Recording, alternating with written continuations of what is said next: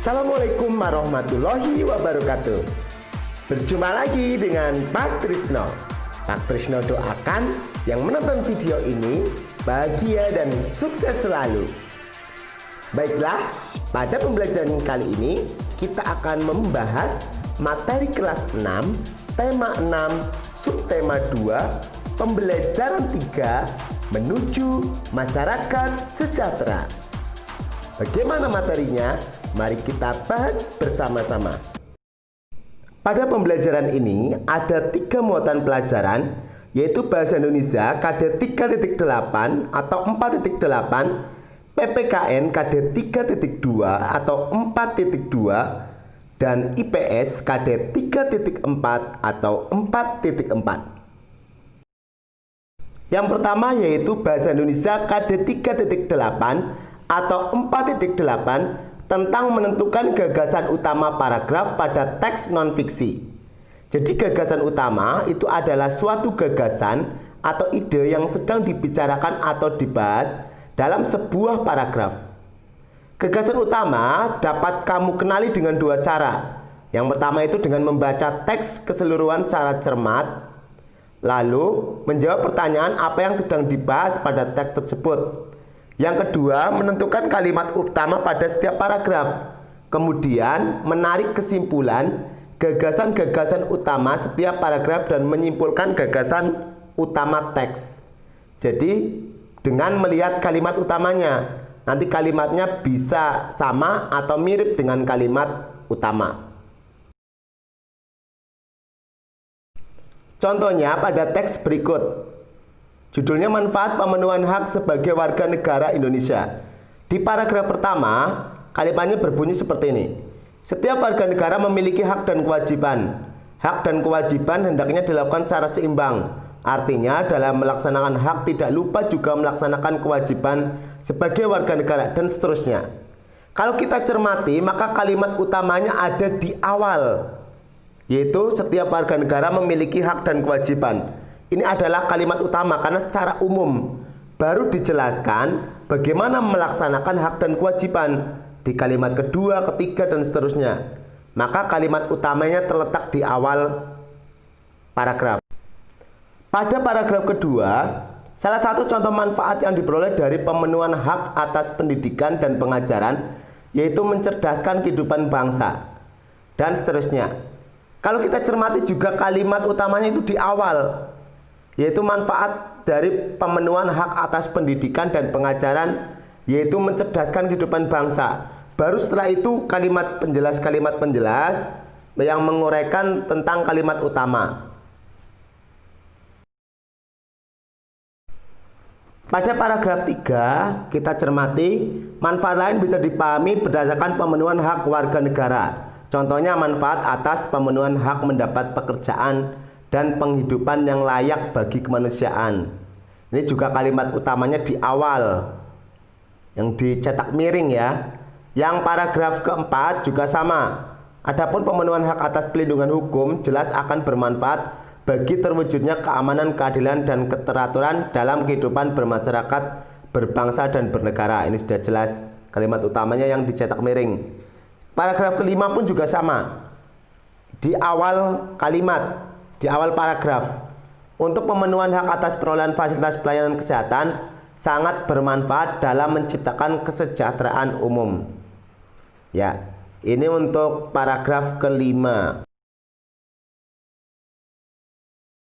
Lalu ini untuk ringkasannya ya, ringkasan dari paragraf 1, 2, 3, 4, dan 5 sekaligus menentukan gagasan utamanya. Contohnya, paragraf 1, kalimat utamanya setiap warga negara memiliki hak dan kewajiban. Gagasan utamanya melaksanakan hak dan kewajiban secara seimbang.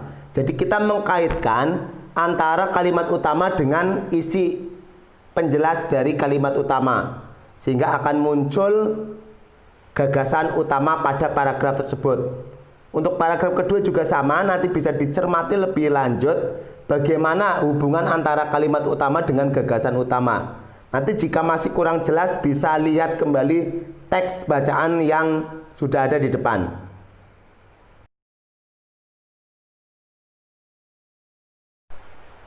Untuk paragraf 4 dan 5 juga sama. Yang terakhir itu menentukan gagasan utama teks bacaan. Jadi secara keseluruhan dari paragraf 1 sampai 5 itu gagasan utamanya apa? Ternyata gagasan utamanya itu adalah pemenuhan hak-hak warga negara berkaitan erat dengan upaya pemerintah dalam mencapai tujuan nasional. Oleh karena itu, lakukan hak-hakmu sebagai warga negara secara seimbang. Dengan demikian, kamu telah ikut mewujudkan tujuan nasional. Selanjutnya yaitu PPKN KD 3.2 atau 4.2, manfaat pemenuhan hak sebagai warga negara Indonesia. Ini juga masih ada kaitannya dengan materi tadi yang bahasa Indonesia, yang paragraf itu ya. Jadi setiap warga negara itu punya hak dan kewajiban yang harus dilaksanakan secara seimbang. Manfaat pemenuhan hak warga negara. Yang pertama, pemenuhan hak-hak atas pendidikan dan pengajaran. Itu manfaatnya mencerdaskan kehidupan bangsa yang merupakan salah satu tujuan nasional. Manfaat atas pemenuhan hak mendapat pekerjaan dan penghidupan yang layak, yaitu manfaatnya untuk peningkatan perekonomian dan mengurangi jumlah pengangguran. Hak pelindungan hukum yang jelas dan keteraturan dalam kehidupan bermasyarakat. Manfaat pemenuhan hak, manfaatnya menciptakan. Selanjutnya yaitu materi IPS KD 3.4 atau 4.4, peran kita dalam mempertahankan kemerdekaan Indonesia. Jadi setiap warga negara memiliki hak yang sama tanpa terkecuali. Itu harus dijunjung tinggi. Nah, salah satunya adalah dalam mempertahankan keutuhan negara kesatuan Republik Indonesia. Kita tahu ada semboyan bangsa Indonesia yaitu bersatu kita teguh, bercerai kita runtuh. Kalau kita bersama-sama untuk mempertahankan Indonesia, insya Allah negara Indonesia akan kokoh dan akan maju. Beberapa contoh upaya untuk mempertahankan kemerdekaan negara Indonesia yaitu 1. Melestarikan budaya daerah sebagai akar budaya nasional. 2. Berkompetisi dalam meraih prestasi. 3. Menggunakan produk buatan dalam negeri. 4. Menghormati antar sesama. 5. Menaati peraturan yang berlaku. 6. Membiasakan tindakan-tindakan positif yang dapat mencegah terjadinya perpecahan antar anggota keluarga, antar teman, dan antar warga masyarakat. Demikian untuk penjelasan pada pembelajaran kali ini. Materinya diambil dari buku sumber, buku siswa kurikulum 2013, kelas 6, tema 6, edisi revisi 2018, dan Bu Pena Erlangga 6C. Jangan lupa yang belum klik tombol subscribe, klik tombol subscribe-nya untuk dapat mengetahui informasi terbaru. Dan jangan lupa like, share ke teman-teman untuk bisa berbagi manfaat kepada orang lain. Sampai berjumpa lagi. Wassalamualaikum warahmatullahi wabarakatuh.